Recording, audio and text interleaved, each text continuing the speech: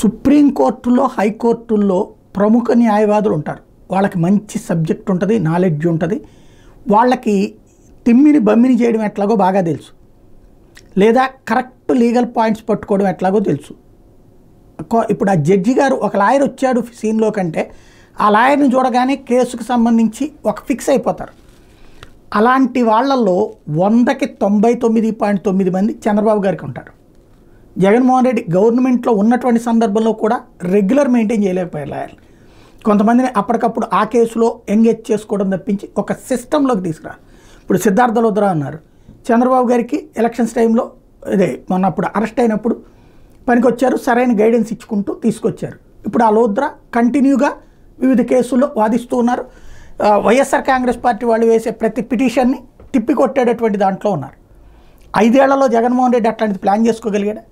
ఒకప్పుడు తను 16 నెలలు జైల్లో ఉండటానికి అదే కారణమైంది. ఎందుకయ్యా అంటే సరైనటువంటి లీగల్ టీంని పెట్టుకోవడం అన్నట్టుంది. డబ్బు లేదా ఆయన దగ్గర, కోట్ల డబ్బులు ఉన్నాయి.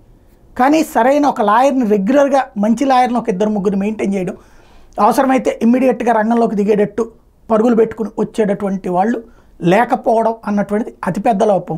వైఎస్ఆర్ కాంగ్రెస్ పార్టీకి అదే అతిపెద్ద లోపం, తెలుగుదేశం పార్టీకి అదే అతిపెద్ద బలం.